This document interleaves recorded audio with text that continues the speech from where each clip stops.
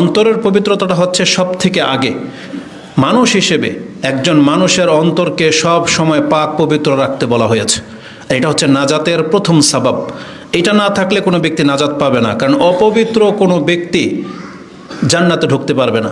জান্নাত তো দূরের কথা, যাদেরকে মক্কা ঢোকারই অনুমতি দেওয়া হয়নি। আপনি বিষয়টা বুঝেন, যেই ব্যক্তির অন্তর পবিত্র না, মানে যার দেহ পবিত্র না, তাকে মক্কায় ঢুকতে দেওয়া নিষেধ করা হয়েছে। দুনিয়াবি একটা জায়গা, কিন্তু আল্লাহর পক্ষ থেকে নিষেধ করা হয়েছে যে তারা যেন এই মক্কার হারামের ভিতরে না ঢোকে। তাহলে আল্লাহ সুবহানাহু ওয়া তাআলার বিধানটা আপনি বুঝতে হবে। তাহলে যে জান্নাত আল্লাহ পবিত্রতার জন্য সৃষ্টি করেছেন, যার সব কিছু পবিত্র হইতে হবে, সেখানে আপনি কিভাবে ঢুকবেন? কিভাবে ঢুকবে সেই ব্যক্তিগুলো যাদের অন্তত মক্কায় ঢোকার মতন পারমিশন নাই? এজন্য অন্তরকে আগে পবিত্র করেন। কোরআনে আল্লাহ সুবহানাহু ওয়া তাআলার গুরুত্ব সম্পর্কে অনেক কথা বলেছেন। তার মধ্যে একটি আয়াত, যেটা সূরা আশ-শামস 91 নম্বর সূরাতে রয়েছে। আল্লাহ বলেছেন, কাদ আফলাহা মান যাক্কাহা, যেই ব্যক্তি এই অন্তরটাকে পবিত্র করতে পারলো সে সফল কাম। ঠিক ওই কথাটাই, মুমিন হওয়া মানেই হচ্ছে অন্তরকে পবিত্র করা। যেমন আল্লাহ বলেছেন, কাদ আফলাহাল মুমিনুন, মুমিনরা সফল কাম হয়ে গেছে। তেমনি আল্লাহ সুবহানাহু ওয়া তাআলা ওই মুমিনদের একটা গুণ হচ্ছে তারা তাদের অন্তরটাকে পবিত্র করবে। কাদ আফলাহা মান যাক্কাহা ওয়া কাদ খাবা মান দাসসাহা, আর যারা এই অন্তরটাকে কলুষিত করলো সে ধ্বংস হবে। তার মানে অন্তরের পবিত্রতার মধ্যে নাজাত রয়েছে। আর অন্তর যদি নষ্ট হয়ে যায়, এটা মানুষের ধ্বংসের কারণ। কি থেকে আপনি অন্তরকে পবিত্র করবেন? কার অন্তর পবিত্র? প্রত্যেক মুমিন যার অন্তর শিরক নিফাক থেকে মুক্ত, তার অন্তর হচ্ছে পবিত্র। কারণ মুমিনের অন্তর কখনো শিরকজনিত হইতে পারে না। মুমিনের অন্তরে নিফাক থাকতে পারে না। মানে নিছকভাবে আল্লাহর প্রতি ঈমানটাকে খাস করতে হবে এবং পরকালের প্রতি ঈমানটাকে দৃঢ় করতে হবে। এটা হচ্ছে মুনাফিকের বিপরীত। যাদের অন্তরে দোদুল্যমান, আল্লাহর প্রতি ঈমান এবং পরকালে বিচার হবে কি হচ্ছে না হচ্ছে এগুলো নিয়ে আপনি উদাসীন, তার মানে আপনার অন্তরের মধ্যে মুনাফিকির ছাপ রয়ে গেছে। মুনাফিকরা এরকম হইতে পারে, উদাসীন হইতে পারে, কিন্তু একটা মুমিন কখনো উদাসীন হইতে পারে না। মুমিনের অন্তরে ইয়াকিন থাকতে হবে। চোখে দেখলে যেমন বিশ্বাস, আল্লাহ আমাদেরকে ইলম দিয়ে দিয়েছেন, আমাদেরকে বলা হয়েছে যে এর প্রতি ঈমান রাখো, যেইভাবে একটা লোকের হাক্কুল ইয়াকিন হয়ে যায়। আর আল্লাহ আমাদেরকে প্রত্যেকটা জিনিস নিজের চোখে দেখাবেন। একটা সময় আসতে যাচ্ছে, জীবনের শেষ দিন আপনি মালাকুল মউতকে দেখতে পাবেন, আল্লাহর অসংখ্য ফেরেশতাদেরকে দেখতে পাবেন, জান্নাত জাহান্নাম যে রয়েছে, আকাশ যে রয়েছে, এই সফরটা আপনি চোখ খোলা অবস্থায় দেখতে পাবেন যে আপনাকে নিয়ে যাওয়া হচ্ছে।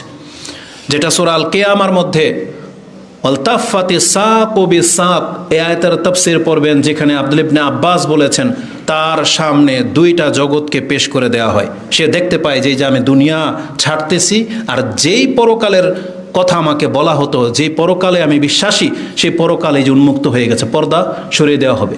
আল্লাহ বলেছেন যে কাশাফা, ওই পর্দাটাকে খুলে দেওয়া হবে, মানুষ দেখতে পাবে। ওইটা হচ্ছে একজন ব্যক্তির জীবনের সবচেয়ে কঠিন মুহূর্ত, একমাত্র আল্লাহ যার উপর রহম না করবে সে ছাড়া, কারণ এটা অনেক সেন্সিটিভ একটা ব্যাপার।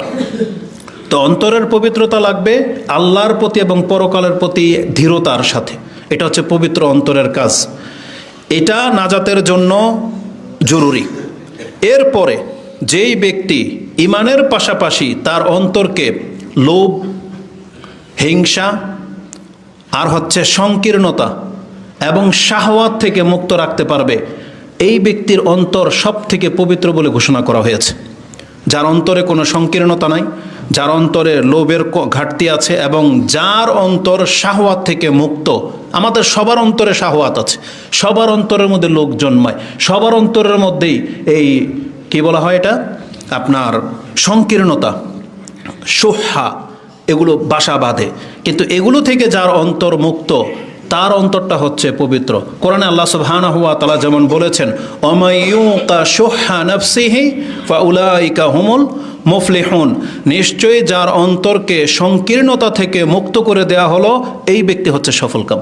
কোরআনের দুইটা আয়াতে আল্লাহ সুবহানাহু ওয়া তাআলা এটা বলেছেন, যেটা আপনি সূরা হাশর 59 নম্বর সূরার 9 নম্বর আয়াতে পেয়ে যাবেন এবং সূরা আত-তাগাবুন 64 নম্বর সূরার 16 নম্বর আয়াতে পেয়ে যাবেন। তাতে আল্লাহ বলেছেন, যার অন্তরটাকে আল্লাহ সংকীর্ণতা থেকে মুক্ত করে দিয়েছেন, এই ব্যক্তি হচ্ছে সফলকাম। এবং রাসূলুল্লাহ সাল্লাল্লাহু আলাইহি ওয়াসাল্লাম তিনিও আমাদেরকে বলতেন, ওয়া ইয়াকুম ওয়াশ-শুহা, তোমরা সংকীর্ণতা থেকে বাঁচো। তোমাদের পূর্বের জাতি কিন্তু হালাক হয়ে গেছে এই কৃপণতার কারণে। তাদের অন্তরে সংকীর্ণতা ঢুকে গিয়েছিল, তারা দান খয়রাত করতে চাইতো না। তাদেরকে আল্লাহ ওয়ার্ড দিয়েছে, কিন্তু তারা আল্লাহকে বলেছে আল্লাহ হচ্ছেন ফকির, আমরা হচ্ছি ধনী, এমনটা ভাষা ব্যবহার করেছে। আল্লাহ বলেছেন যে তোমরা সংকীর্ণতা থেকে বাঁচো, আর যার অন্তরকে সংকীর্ণতা থেকে মুক্ত করে দেওয়া হয়েছে সেই ব্যক্তি সফলকাম। আর এই আয়াতটা আল্লাহ সুবহানাহু ওয়া তাআলা আনসারগণের মর্যাদায় উল্লেখ করেছেন যে তারা অভাবে থাকা সত্ত্বেও অন্যকে প্রাধান্য দিত। ওয়ুসিরু আলা আনফুসিহিম ওয়ালাউ কানা বিহিম খাসাসা, তাদের প্রয়োজন থাকা সত্ত্বেও তারা তার ভাইকে প্রেফার করত। এটার পরে গিয়ে আল্লাহ কথা বলেছেন, এইভাবে যাদের অন্তরকে সংকীর্ণ মুক্ত করে দেওয়া হয়েছে ফাউলাইকা হুমুল মুফলিহুন, তারাই হচ্ছে সফলকাম। আজকে আমাদের কিন্তু অঢেল আছে, আমাদের প্রত্যেকের, খুব কম মুসলিমে আছে যে অভাবী, খুব কম মুসলিমে আছে, বরং অধিকাংশ মুসলিম খেয়ে পরেও কিছু রিজার্ভ থাকে, কিন্তু আমাদের অন্তর সংকীর্ণ। আল্লাহ সুবহানাহু ওয়া তাআলা বলেছেন যার অন্তরটাকে ইসলামের জন্য উন্মুক্ত করে দেওয়া হয়েছে সেই ব্যক্তিকে ওই ব্যক্তির মতো যে এমনটা নয়, ওহুয়া আলা নূর মির রব্বিহি, যে তার রবের পক্ষ থেকে একটা নূর প্রাপ্ত হয়েছে, সে 7 আসমান দেখতে পায়, 7 আকাশরূপে আরশে আজিম দেখতে পায়, তার উপরে তার রব আছে সেটা দেখতে পায়। এই নূরের কারণে এটা আল্লাহ যাকে দিয়েছেন সে সৌভাগ্যবান। কারণ আল্লাহ সুবহানাহু ওয়া তাআলা সূরা জুমার 39 নম্বর সূরার 22 নম্বর আয়াতে বলেছেন আফামান শারাহাল্লাহু সাদরাহু লিল ইসলাম ফাহুয়া আলা নূরিম মির রাব্বিহি ফাওয়াইলুল লিল্লাযিনা কাফারু, এবং দুর্ভোগ হচ্ছে সেই সমস্ত কাফেরদের জন্য। আয়াতটা এইভাবে রয়েছে যে আল্লাহ বলেছেন যার অন্তরকে ইসলামের জন্য উন্মুক্ত করে দেওয়া হয়েছে। এটা এতটা জরুরি, আজকে আমরা বক্তব্য তো দেই, বক্তব্য তো শুনি, বহু জায়গায় বিচরণ করতেছি, তারপরও কেন যেন আমাদের মধ্যে ঘাটতি মনে হয়। আমাদের বক্তাদের মধ্যেও ঘাটতি, শ্রোতাদের মধ্যেও ঘাটতি, মিম্বরে যা দাঁড়িয়ে আছে তার মধ্যেও ঘাটতি, মসজিদে যারা খুতবা শুনতেছে তাদের মধ্যেও ঘাটতি। অথচ উচিত ছিল ইসলামটাকে গ্রহণ করার মতো একটা মেন্টালিটি তৈরি করা। আজকে আমাদের মহিলাগুলো যতই উপদেশ দেন, যারা ইসলামকে সাদরে গ্রহণ করে নিয়েছেন তারাই কেবল পর্দা করতে পারে, তারাই কেবল হালাল হারাম বেছে চলতে পারে। ওই পুরুষগুলো যারা দাঁড়িয়ে রেখেছেন, মানে আপনি অন্তরকে প্রসারিতভাবে ইসলামটাকে নিয়েছেন, যারা টাকনার উপরে প্যান্ট, যারা নেশা থেকে মুক্ত, যারা যে কোনো ধরনের যতটা পাপ থেকে আপনি বেঁচে আছেন, আপনি ততটা ইসলামকে প্রাধান্য দিয়েছেন বিদায় এতটা প্রাধান্য পেয়েছে। আর আমরা যতটা ইসলাম ছেড়ে দিচ্ছি ওই জায়গাগুলো তো আমাদের ঘাটতি আছে। না, আমাদেরকে কি করতে হবে? সময় কিন্তু খুব কম, আমাদের সময় ফুরিয়ে যাচ্ছে, নতুন করে ইসলাম নাজিল হবে না। এই কথাগুলো আমরা বারবার বলি। এই জন্য সৎ হইলে আপনি নিজে থেকে সৎ। বাস্তব অর্থে কি জানেন, আমরা এটা মাঝে মাঝে আশ্চর্য হয়ে যাই। আমরা অনেক সময় যুবকদেরকে শাসাই, আমরা অনেক সময় বেপর্দা মহিলাদেরকে বা অন্যদেরকে আমরা অনেক তিরস্কার করি, কিন্তু আপনি বাস্তব প্রেক্ষাপটটা দেখেন। বর্তমানে এমন একটা যুবক যার কোনো গার্জিয়ান নাই, সে চাইলেই জেনা করতে পারে, উন্মুক্ত, নেটের মধ্যে চাইলেই তার সাথে সম্পর্ক সে করতে পারে, কিন্তু জেনা থেকে মুক্ত আছে। তার ইমানটা আপনি কি মনে করেন, কিভাবে মাপবেন? যেখানে সাহাবা একরামদের যুগে একটা বেপর্দা মহিলা রাস্তায় হাঁটতো না, তাদের মিউজিকের কোনো ব্যাপার ছিল না, মোবাইল খুললেই ল্যাংটা আসতো না, তার ইমান ধরে রাখাটা সহজ। কিন্তু তাদের যুগেও আবু হুরায়রা রাদিয়াল্লাহু তাআলা আনহু, তিনি এবং তার সঙ্গীরা যখন সিয়াম পালন করতেন, কোনো একদিন জালাসা ফিল মসজিদ বলা হয়েছে, তারা মসজিদে অবস্থান করত এবং বলতো নুতাহহিরু সিয়ামানা, আমরা আমাদের সিয়ামকে পবিত্র রাখার জন্য মসজিদে অবস্থান করতেছি। অথচ তাদের সিয়াম নাপাক হয়ে যাওয়ার মতো তেমন কিছুই ঘটে নাই, আর আমরা আমাদের নাপাকি বস্তু সাথে নিয়ে ঘুরি। মোবাইল খুললেই আমার মর্যাদা হারিয়ে যেতে পারে, কারণ যখন তখন একটা মেয়ের ছবি একবারে এমন পর্যায়ে যেটাকে ইসলামে ফাহেসা বেহায়া বলা হয়েছে, সেই অবস্থায় আসবে, আপনি আমি রোধ করতে পারবো না। তাহলে আমরা এই অবস্থায় থেকেও যেই সমস্ত যুবকরা এই নোংরামি থেকে বেঁচে আছে, যারা চাইলেই সিগারেট খেতে পারে বেঁচে আছে, আপনি তার মর্যাদাটাকে কিভাবে মাপবো আমি বুঝি না। তবে আল্লাহর কাছে এটা আশা করি, হয়তো রাসূল সাল্লাল্লাহু আলাইহি ওয়াসাল্লাম যে হাদিসে বলেছেন যে পরবর্তীতে ফিতনার যুগে যারা আমার সুন্নাহর উপরে থাকবে তারা তোমাদের 50 জন শহীদের সমান নেকি পাবে।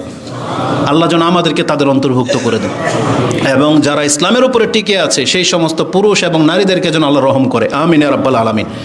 তা আল্লাহ সুবহানাহু ওয়া তাআলা আমাদেরকে বলেছেন অন্তরটাকে আগে ঠিক করতে। অন্তরটা ঠিক হওয়াটা এটা জরুরি, কারণ আজকে আমরা যদি অন্তর থেকে ইসলাম পালন না করি, কোনো উপদেশ আপনার কোনো কাজে আসবে না।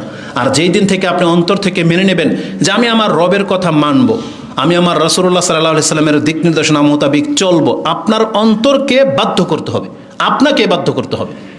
এটা না হইলে কোনো বক্তব্য কোনো কাজে আসবে না। এজন্য আমরা অন্তত আমি